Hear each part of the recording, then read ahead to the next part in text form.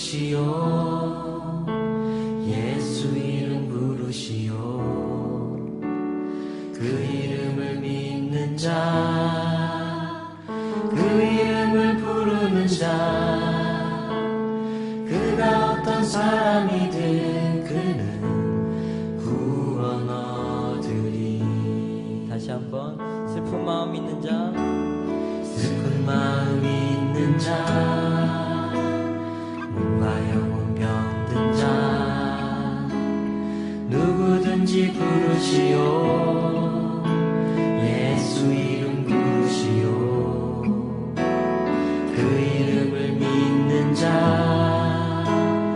그 이름을 부르는 자 그가 어떤 사람이든 그는 구원 얻으리. 예수 예수 예수 온 능력의 그 이름 예수 나 외쳐 부르네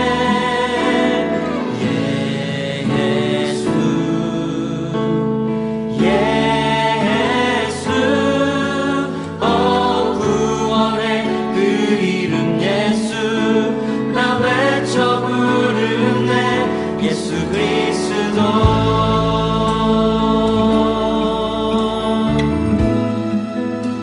슬픈 마음 있는 자 슬픈 마음 있는 자 몸과 영혼 병든 자 몸과 영혼 병든 누구든지 부르시오 누구든지 부르시오 예수 이름 부르시오 예수 이름 부르시오 그 이름을 믿는 자 그 이름을 믿는 자 그 이름을 부르는 자 그 이름을 부르는 자 그가 어떤 사람이든 그가 어떤 사람이든 그는 구원 얻으리. 아멘. 예수 예수 온 능력의 그 이름 예수 나 외쳐 부르네 예수 예수 온 구원의 그 이름 예수 나 외쳐 부르네 예수 그리스도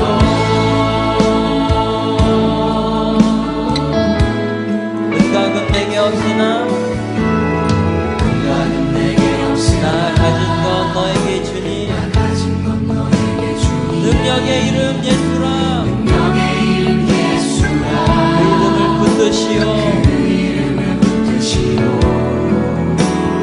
그 이름을 믿는 자 그 이름을 외치는 자 그가 어떤 사람이든 그는 주의 영광 보리라 예수 예수 온 능력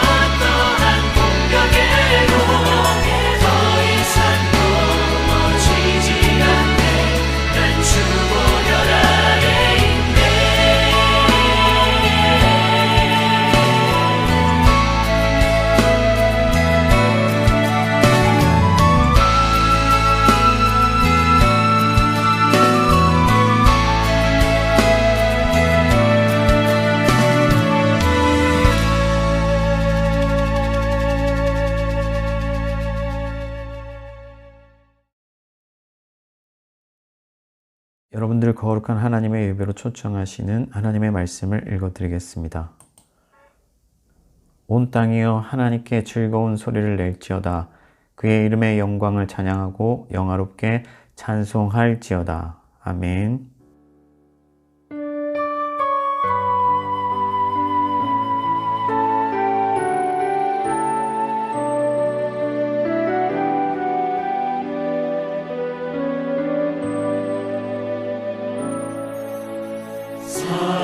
사랑의 나눔 있는 곳에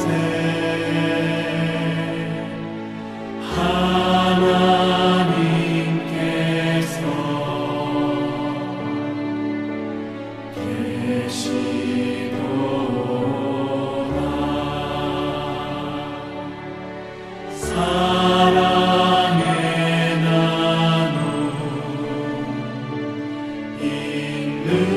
있는 곳에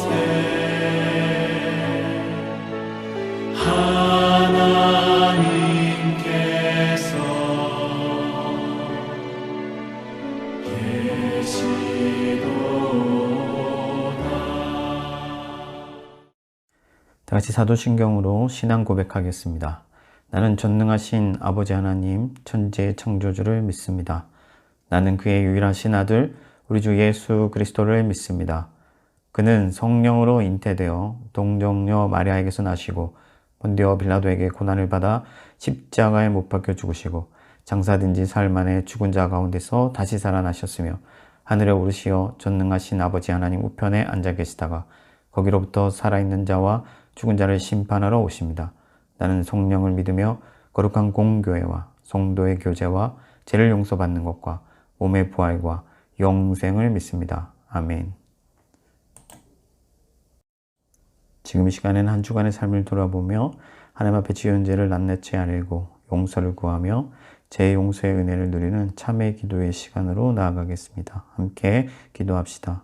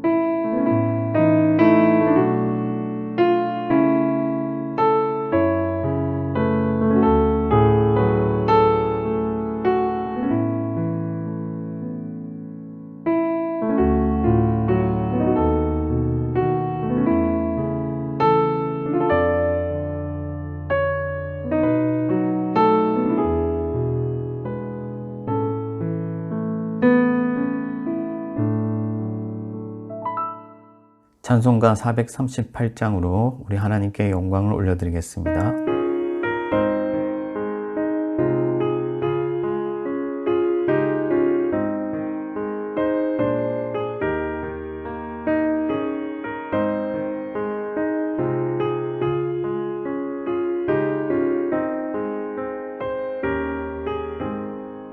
내 영혼이 은총입어 중한 죄짐 먹고 보니 슬픔 많은 이 세상도 천국으로 와도다.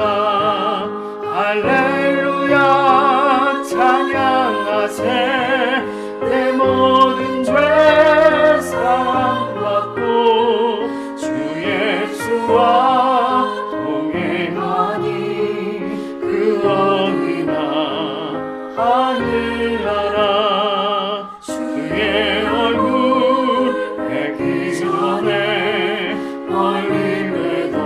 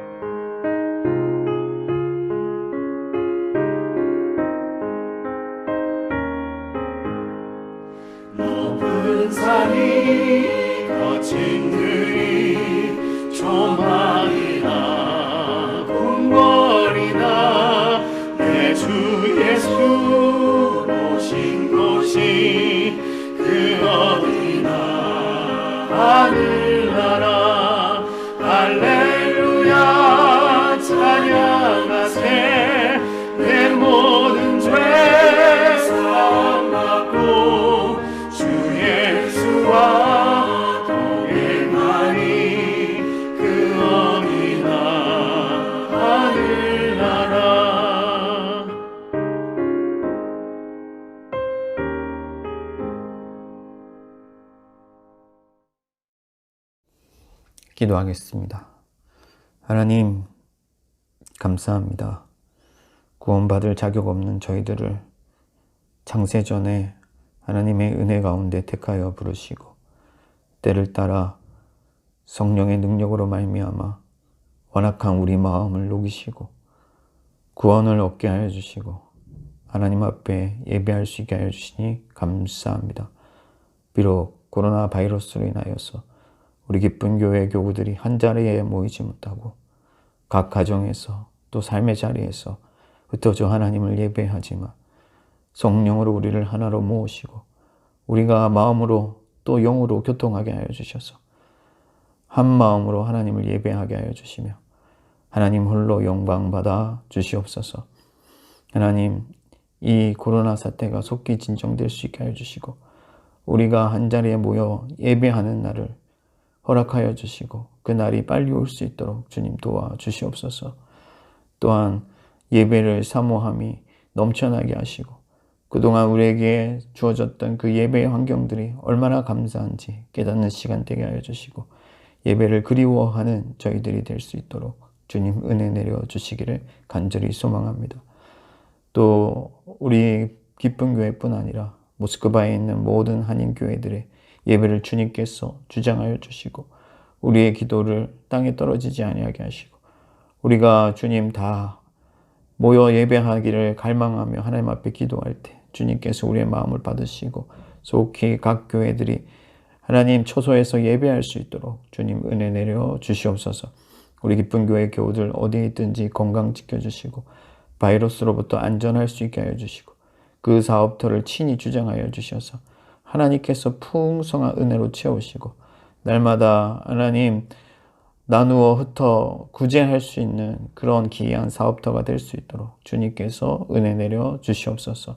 우리 기쁜 교회 교우들 하나님 예배하는 마음 부어주시고 하나님 삶에서 모스크바에서 정말로 힘들지만 그러함에도 불구하고 언제나 하나님을 예배하는 것이 최우선이 되게 하여 주시고 하나님의 그 아름다우심을 사모하며 여호와의 전의 뜰에 머물기를 소망하는 그런 기쁜 교회 교우들 다 될 수 있게 하여 주시옵소서. 하나님, 우리 기쁜 교회 교우들 가운데 유학생들이 있습니다.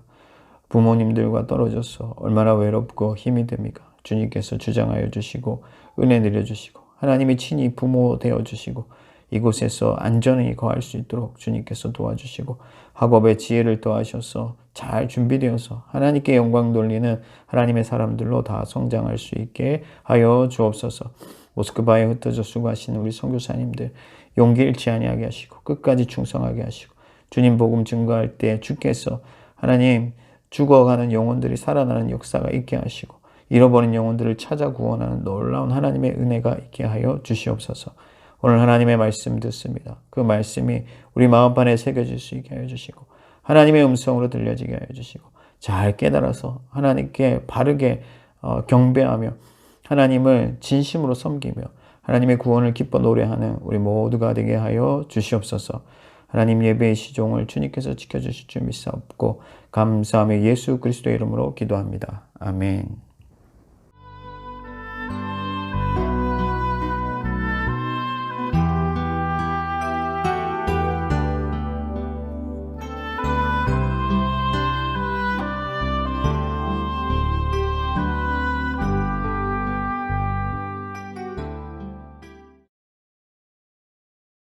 오늘 우리에게 주시는 하나님의 말씀은 로마서 8장 26절에서 30절까지 말씀입니다. 로마서 8장 26절에서 30절까지 말씀입니다. 제가 말씀을 읽어드리겠습니다. 이와 같이 성령도 우리의 연약함을 도우시나니 우리는 마땅히 기도할 바를 알지 못하나 오직 성령이 말할 수 없는 탄식으로 우리를 위하여 친히 간구하시느니라. 마음을 살피시는 이가 성령의 생각을 아시나니 이는 성령이 하나님의 뜻대로 성도를 위하여 간구하심이니라. 우리가 알거니와 하나님을 사랑하는 자 곧 그의 뜻대로 부르심을 입은 자들에게는 모든 것이 합력하여 선을 이루느니라.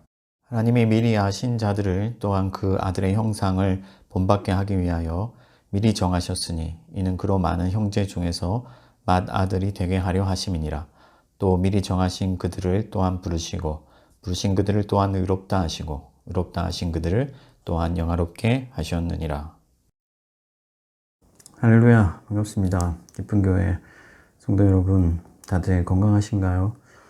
코로나 사태로 인해서 우리가 이렇게 영상으로 예배를 드리게 되었지만 하나님께서 우리의 마음을 보시고 이렇게라도 예배하기를 원하는 우리의 마음을 받으시고 또 기뻐하시며 영광을 취하시고 우리 가운데 이 시간 은혜를 내려주실 줄 믿습니다. 오늘은 우리가 구원론에 대해서 살펴보려고 하는데요. 사실 영상으로 이렇게 설교를 녹화를 하다 보니까 좀 어색해요. 앞에 사람도 없고 그런 상황에서 이렇게 지금 제가 사실 이게 몇 번째 녹화를 하고 있는 거거든요. 지금 얼굴이 지금 퀭하잖아요. 지쳤어요. 그렇지만 어떻게든 여러분들에게 정말로 은혜를 좀 전했으면 하는 마음으로 이 구원론이 너무 중요하기 때문에 이렇게 말씀을 전하고 있습니다. 그래서 여러분들이 좀 집중해서 이렇게 지금 옆집에 방해가 되지 않기 위해서 조곤조곤 말을 하니까 집에서 이제 편안한 소파에 앉으셔가지고 이렇게 보다가 막 졸릴 수도 있는데 좀 집중해서 말씀을 잘 들어봐 주시면 좋을 것 같아요. 어쨌든 오늘은 구원이란 무엇인가 정말 여러분들 하나님의 은혜를 누렸으면 좋겠습니다. 구원 너무 중요하죠.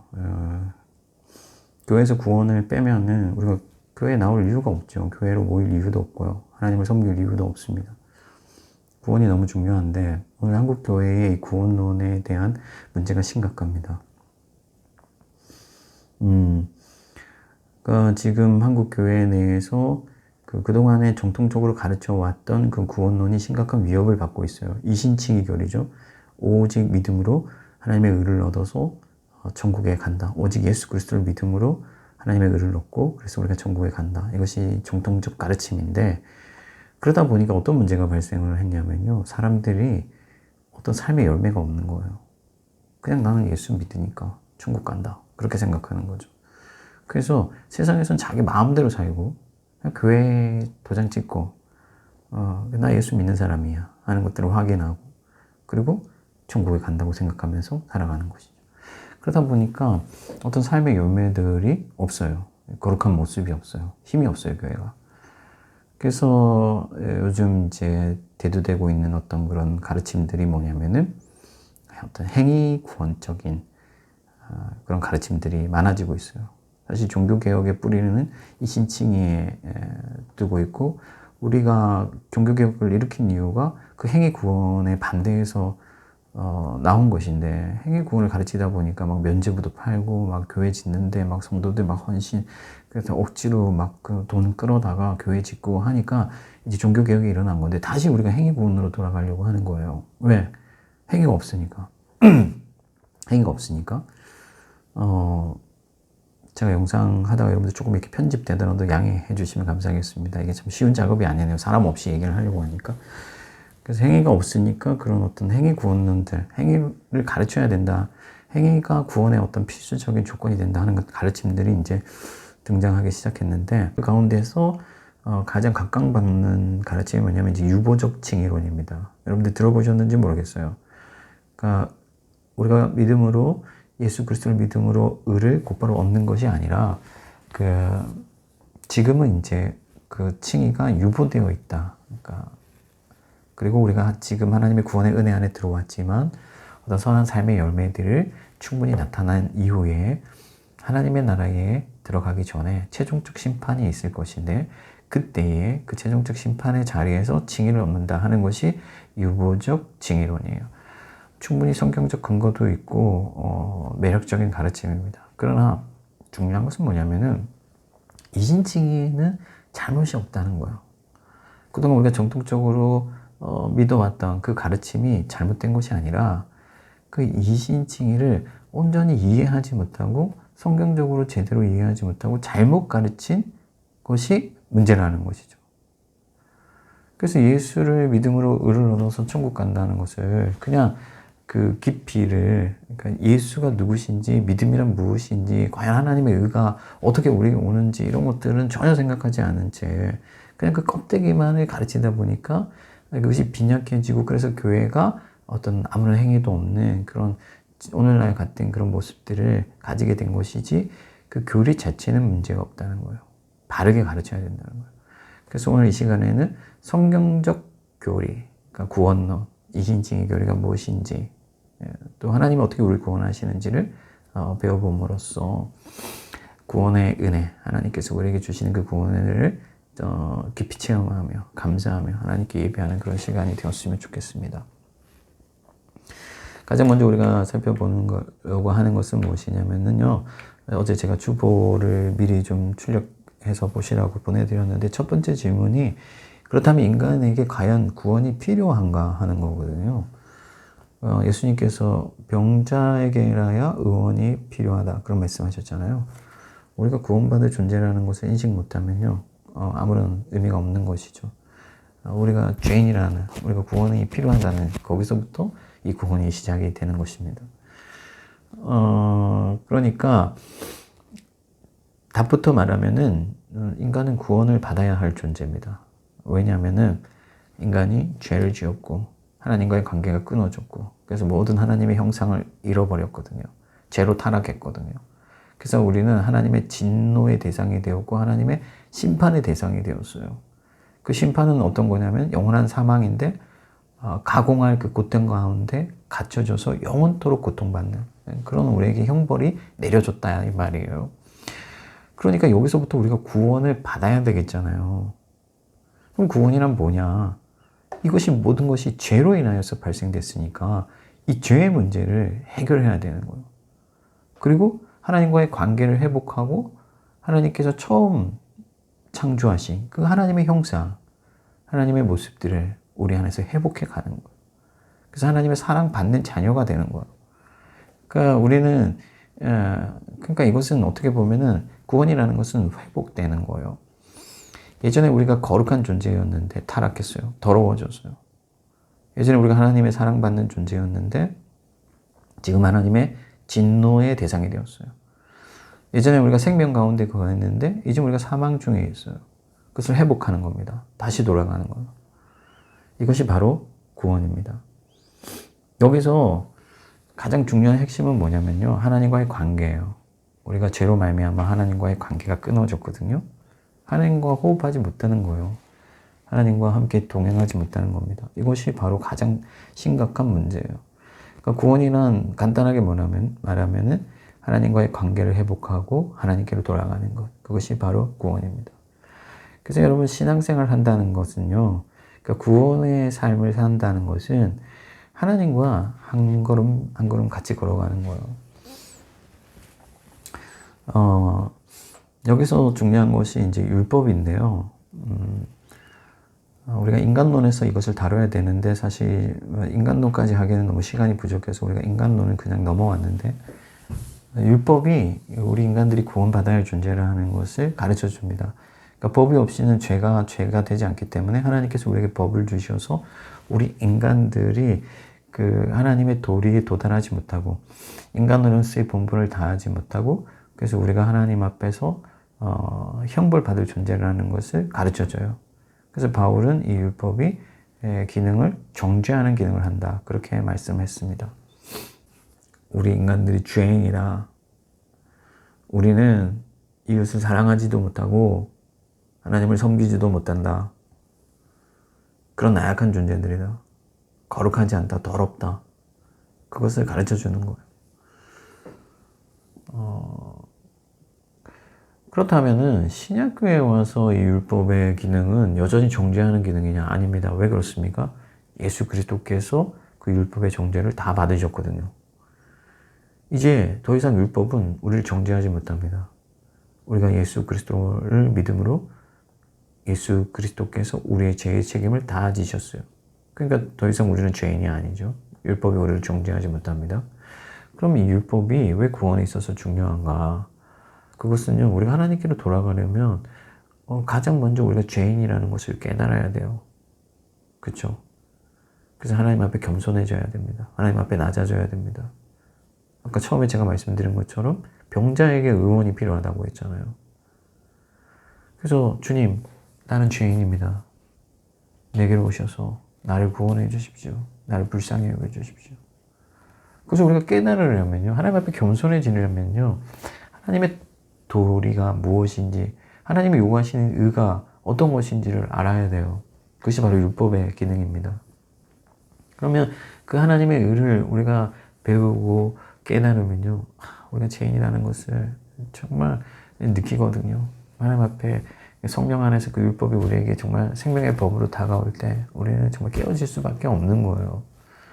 그리고 또 하나 이 율법의 기능이 뭐냐면은 이제 하나님께서 우리에게 어떤 것을 원하시는지, 우리 인간의 형상으로, 하나님의 형상으로서 우리 인간이 어떻게 살아야 하는지를 보여주는 거예요. 길을 제시하는 것이죠. 그러니까 성령께서 우리 마음에 오셔서 그 생명의 길을 따르게 하시거든요. 그 길이 생명의 길이니까. 그래서 그 어떤 생명의 법이 되어서, 이제는 그 율법이 생명의 법이 되어서 우리를 하나님께로 인도하고, 그래서 우리는 날마다 그 믿음의 싸움을 하고 믿음의 경주를 하는데 그 율법에 나타난 하나님의 정신을 쫓아서 살아가게 된다 하는 겁니다. 이것이 바로 구원입니다. 그러니까 정리를 해볼게요. 이전에는 우리가 하나님의 진노의 대상이었어요. 하나님 우리를 미워하세요. 우리는 죄로 타락하여서 하나님의 심판을 받아야 할 존재입니다. 그것이 율법이 가르쳐줘요. 우리를 정죄해요. 그러나 예수 그리스도께서 우리를 대신하여서 이제 우리를 하나님께로 이끌어주세요. 하나님과 하나가 되게 해주세요. 하나님과 연합하게 해주세요. 하나님과의 관계를 회복하게 해주세요. 그래서 그 율법을 통해서 진정한 하나님을 보게 되거든요. 그럼 어떻게 돼요? 엎드리는 거죠. 겸손해질 수밖에 없는 거예요. 우리 비참함을 깨닫고 하나님 앞에 회개하고 애통하고 우리의 죄를 아파하면서 하나님을 간구하게 되는 거예요. 그리고 주님께서 주신 은혜와 능력으로 말미암아 새로운 삶, 성령의 법을 쫓아가는 그런 삶을 사는 거예요.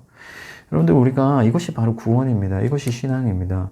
그러나 여러분, 우리가 만약 3년 전, 5년 전의 그런 신앙생활의 모습이 지금과 똑같다면, 아니면 에브리데이 매일매일이 그냥 반복적이고 전혀 우리가 하나님 앞에서 어떤 변화가 없다면요, 우린 지금 구원을 경험하지도 못하고 누리지도 못하는 거예요.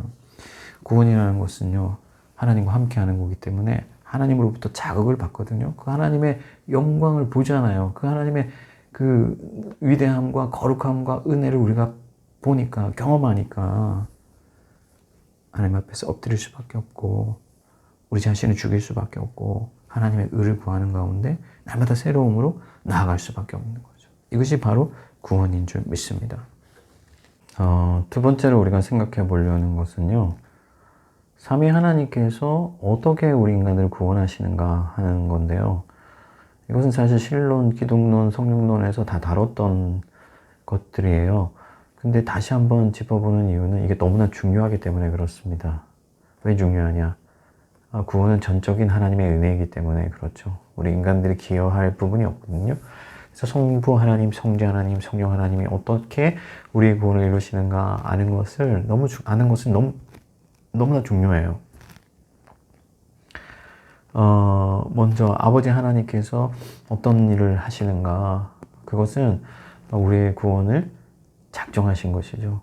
태초에 하나님께서 그분의 위대한 지혜와 거룩하심과 능력 가운데서 우리를 택하시고 우리를 구원하시기로 정하시고 설계하신 거예요. 그것이 너무나 큰 은혜죠. 하나님의 그 택하심이 아니었다면 여러분, 우리가 어떻게 구원을 받을 수가 있겠습니까? 또 성자 예수 그리스도는 그럼 어떤 일을 하시느냐? 그 구원을 성취하시는 분이시죠. 그분이 십자가를 지시고 우리의 모든 죄가를 대신 감당하셔서 또 그분이 순종하심으로 말미암아 모든 하나님의 의를 이루심으로 우리가 구원을 받게 되는 것이죠. 우리의 구원이 가능하게 하신 분, 우리의 구원의 근거가 되시는 분, 그분이 누구시냐? 바로 예수 그리스도예요. 그럼 성령님은 어떤 일을 하시느냐?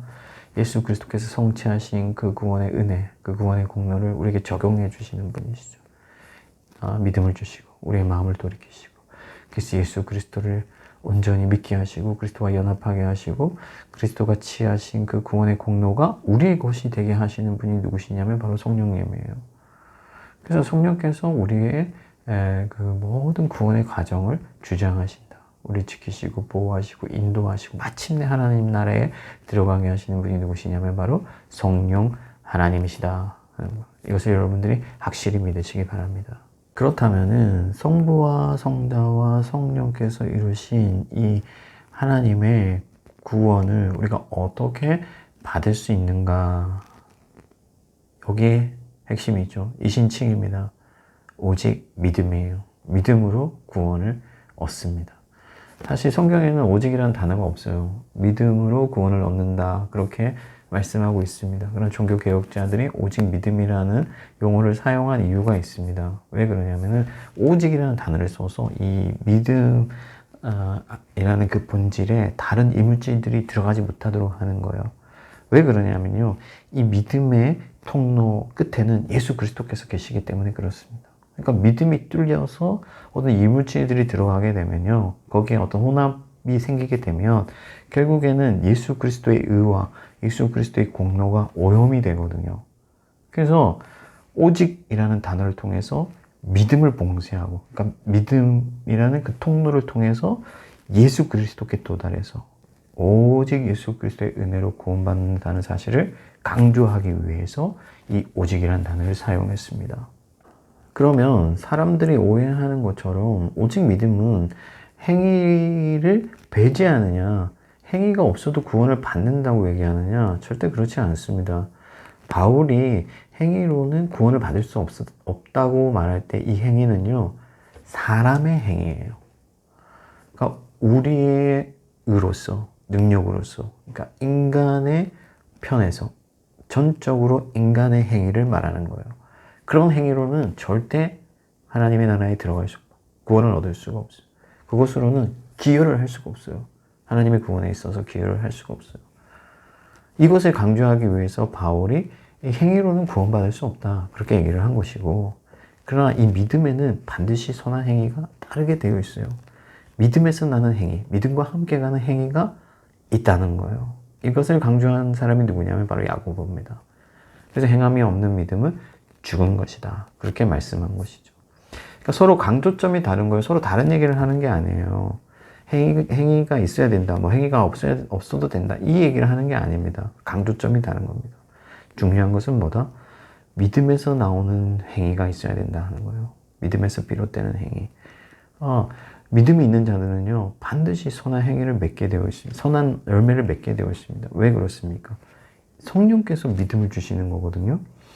하늘로부터 오는 은사란 말이에요. 이 믿음이라는 게 그냥 우리가 그냥 믿어야지 하는 게 아니다는 거예요. 성령께서 우리에게 주시는 은사로서의 믿음이라는 거예요. 이 믿음은 성령이 우리와 함께 하시는 증표이자 성령의 역사이기 때문에 성령의 열매들을 반드시 맺게 된다는 것이죠. 예수 그리스도와 연합하게 되고 그리스도를 닮아가게 되고 그리스도와 연합함으로 말미암아 얻게 되는 그 모든 신령한 어떤 부수적인 은혜들을 받아 누리게 되고 하나님의 형상을 회복하고 선한 자질들을 얻게 되고, 그래서 우리의 성품이 바뀌고, 그래서 우리가 하나님 앞에서 거룩한 어떤 선한 삶을 살아가게 되는 것이 바로 이 믿음이라는 거예요.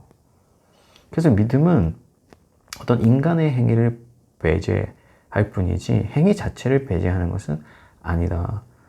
구원의 조건으로서의 믿음은 아니지만 반드시 이 구원의 결과로서 믿음은 행위를 이끌어낸다. 여러분들 이것을 잘 아셔야 됩니다. 그래서 나는 그냥 믿으니까 지금 내 삶에 어떤 아무런 열매가 없고 아무런 그런 어떤 하나님 앞에 제사가 없어도 나는 구원 받을 거야. 그것은 심각한 여러분 오해입니다. 성경은 절대 그렇게 얘기하지 않습니다. 그런데 한국 교회가 이 점을 강조하지 못했어요. 왜 그렇습니까? 여러분, 부담 주면요, 교회 안 와요. 부담 주면 신앙생활 안 합니다. 그러니까 말을 못하죠. 계속 예수 믿어 천국 가는. 그러니까 나약한 그런 신자들을, 생명력이 없는 그런 신자들을 교회 안에 가득 모아놓고 하나님 앞에서 우리 숫자를 자랑하면서 그렇게 한국교회가 지금까지 왔다는 거예요. 이거 너무 심각한 문제예요.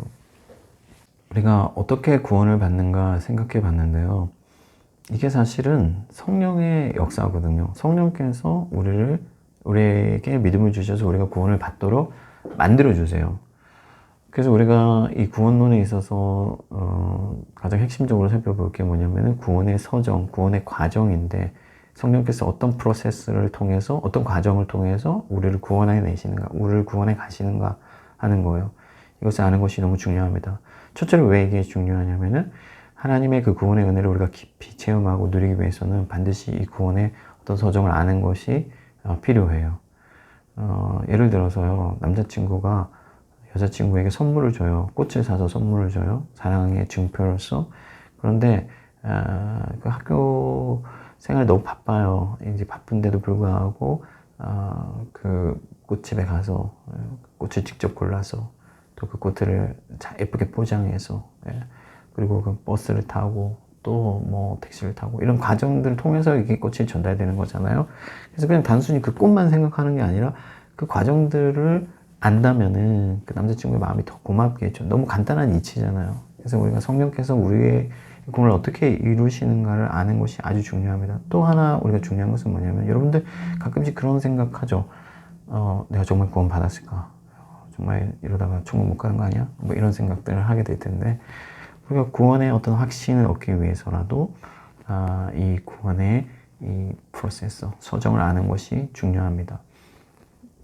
그런데 한 가지 우리가 중요하게 짚어볼 점은 뭐냐면은, 이것은 논리적 순서이지 실제적인 적용 측면에서는 우리가 이것을 다 논리적으로 딱 이렇게 자를 수가 없다 하는 거예요.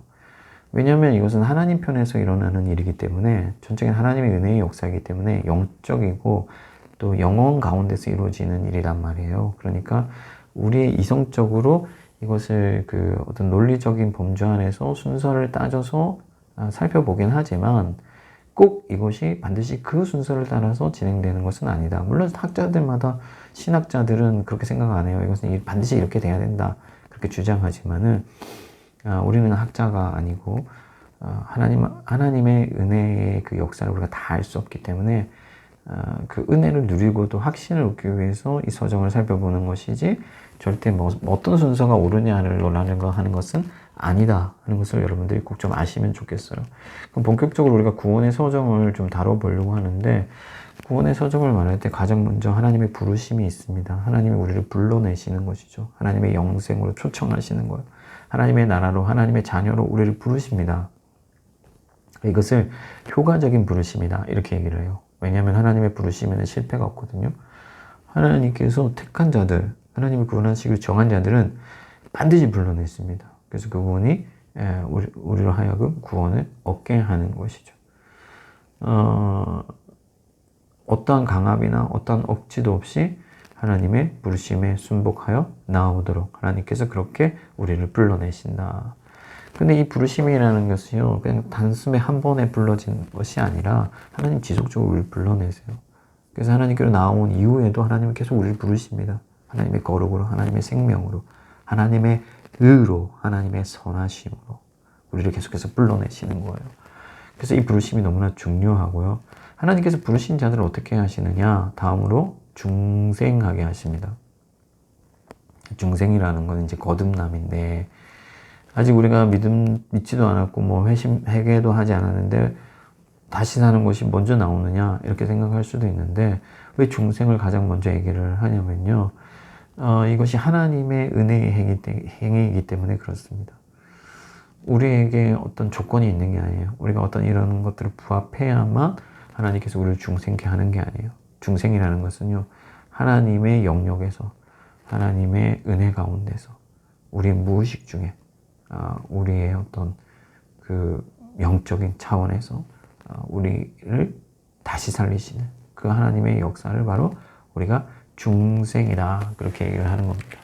이제 중생은 다시 사는 것, 거듭남이기 때문에 사실은 뭐 이 넓은 차원에서 보면은 성령의 은혜의 역사, 구원의 서정 전체를 중생이라고 할 수 있어요. 그러나 이 구원의 서정을 다룰 때는 우리가 중생을 좀 좁은 개념으로 이해해서, 언제 하나님께서 우리를 다시 살리셨느냐, 우리에게 생명을 부여하셨느냐 하는 것을 다루는 건데, 하나님께서 우리에게 선물로, 우리도 알지 못하는 사이에 우리 안에서 믿음을 일으키셔서 그 믿음을 통해서 우리를 구원해내시고 우리를 다시 살리시는 것, 이것을 바로 중생이다, 그렇게 얘기를 합니다.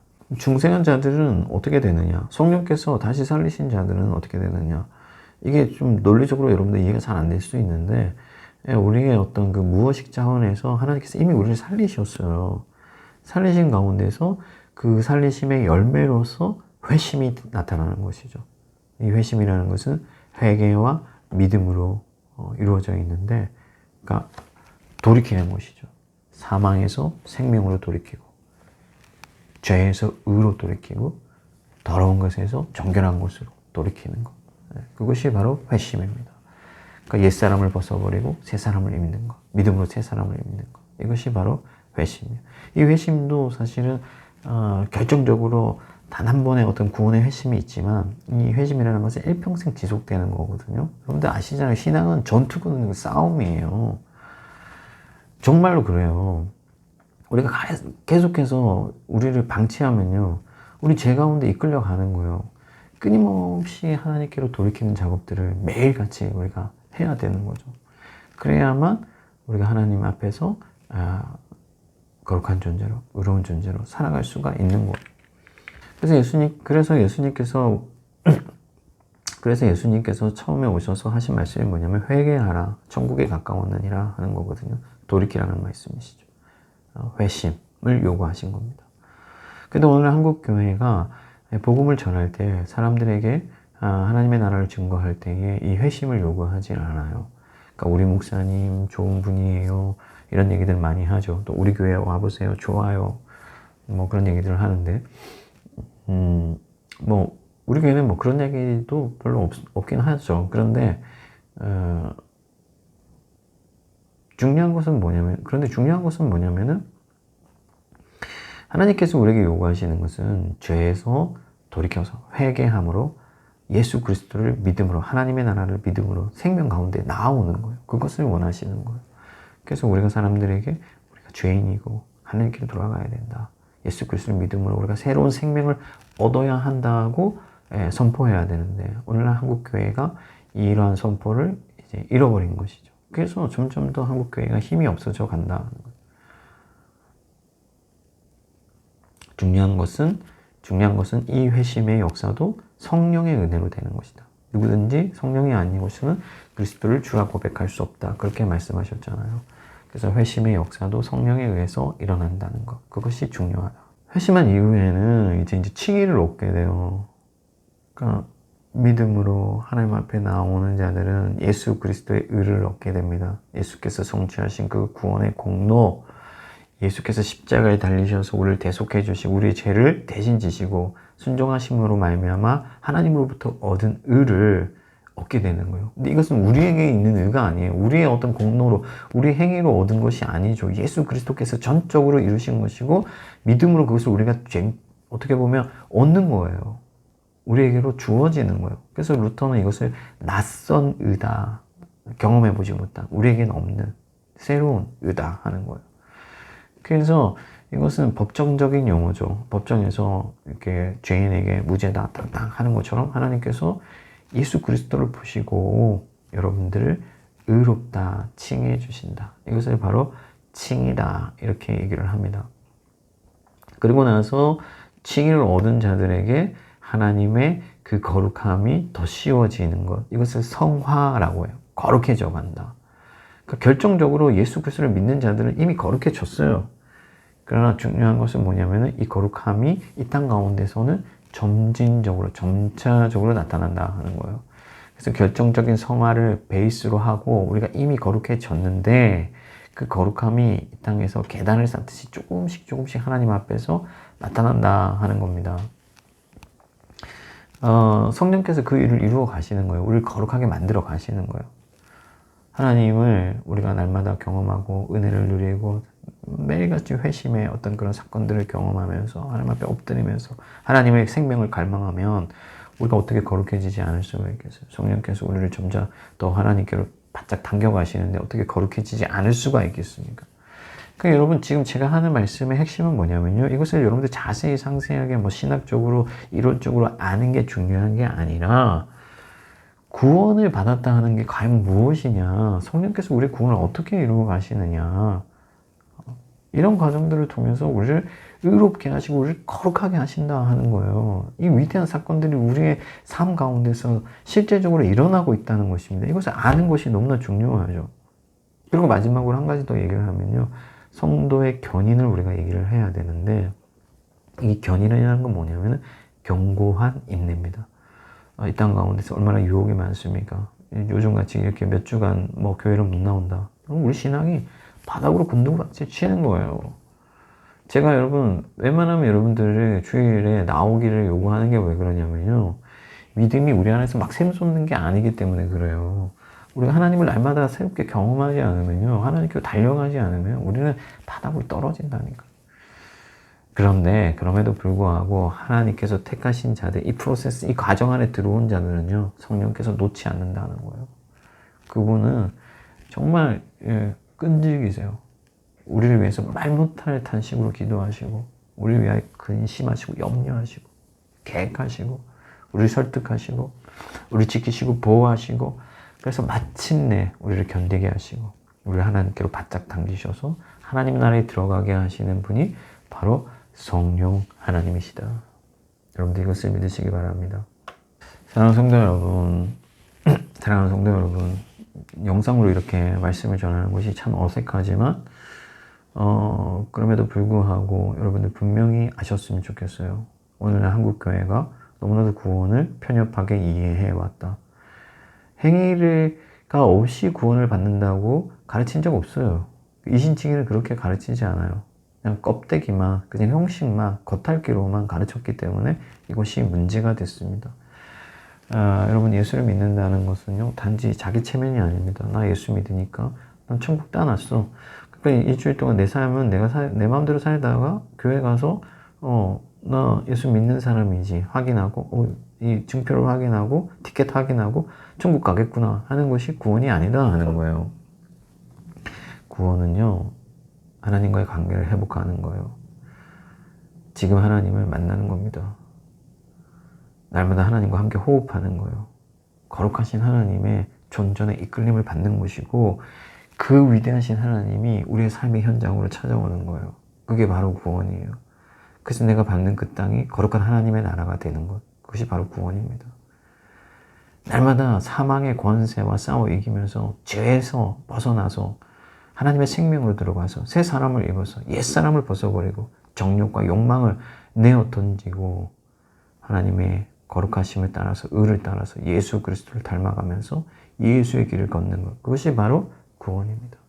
주님 앞에 겸손히 엎드리고 하나님 없이는 살 수 없다고 매달리면서 정말 하나님을 갈망하면서 하나님의 생명을, 하나님의 나라와 의를 구하면서 한 걸음 한 걸음 조심히 걷는 것, 그것이 바로 구원입니다. 그래서 바울은요, 구원을, 너희 자신의 구원을 이루어 가라, 그렇게 말씀하셨어요. 여러분들의 신앙 상태가 각기 다를 수 있어요. 어느 지점에 서 있는지 저는 잘 모릅니다. 그러나 중요한 것은 성령께서 그 일들을 이루실 거라는 거예요. 이제 우리가 성령께 우리 자신을 내어드려야 돼요. 하나님, 구원이라는 것이 무엇인지 이제 알았으니까 제가 정말 그 구원에 합당한 자가 되길 원합니다. 그 구원으로 날마다 들어가게 해주십시오. 기도하면서 주님 앞에 몸부림쳐야 돼요. 그럼 하나님께서, 그 성령께서 저와 여러분들을 마침내 구원하시고 다 하나님의 나라에 들어가서 영원한 영광 가운데서 영원토록 살게 하여 주실 줄 믿습니다. 함께 결단의 찬양 부르고 기도했으면 좋겠습니다.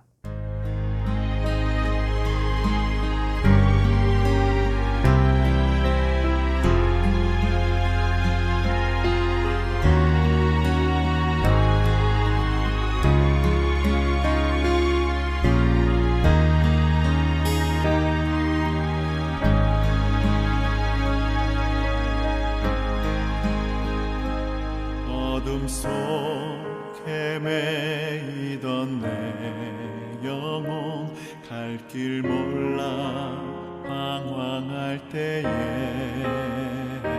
주의 십자가 영광의 그 빛이 나를 향해 비추어 주셨네.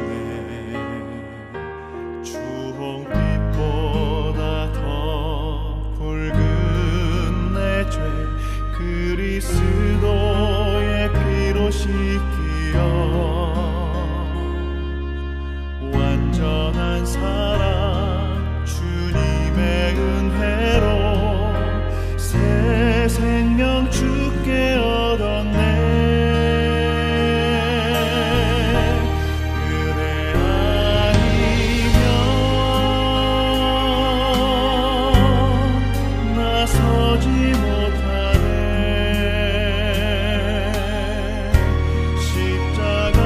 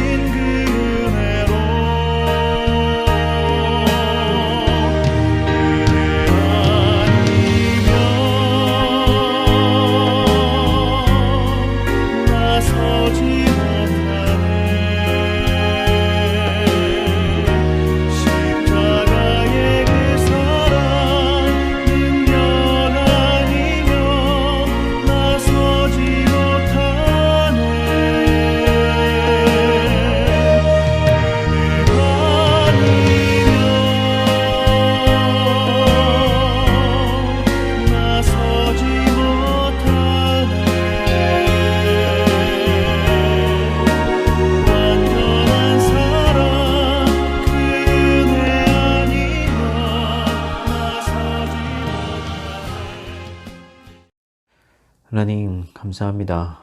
우리가 구원에 대해서 생각해 보았습니다. 예수 믿어 천국 가는 것이 구원의 전부인 줄 알고 편협하게 신앙생활을 한 거 있었다면 용서해 주시고 이제 정말 참된 구원이 무엇인지 깨달아 하나님의 그 위대하신 구원의 은혜에 감사하며 날마다 새로움을 입으며 하나님과 동행하며 하나님과 겸손히 함께 길을 걸으며 하나님을 닮아가는 저희들이 될 수 있게 하여 주시고 마지막 주님 다시 오시는 그날까지 하나님께 충성하며 하나님께 영광 돌리며 우리의 구원을 이루어갈 수 있도록 주님 도와주시옵소서. 흩어져서 예배하는 동안 주님 우리와 함께 하여 주시고 우리의 구원이 우리의 삶 가운데서 지속될 수 있도록 주님 은혜 내려 주시옵소서. 감사하고 예수 그리스도의 이름으로 기도합니다. 아멘. 지금은 우리 주 예수 그리스도의 은혜와 크신 하나님의 사랑과 성령의 교통하심이 날마다 자기의 구원을 이루어가길 원하는 우리 기쁨 교회의 성도들 머리 위에 지금부터 영원토록 함께 계실지어다. 아멘.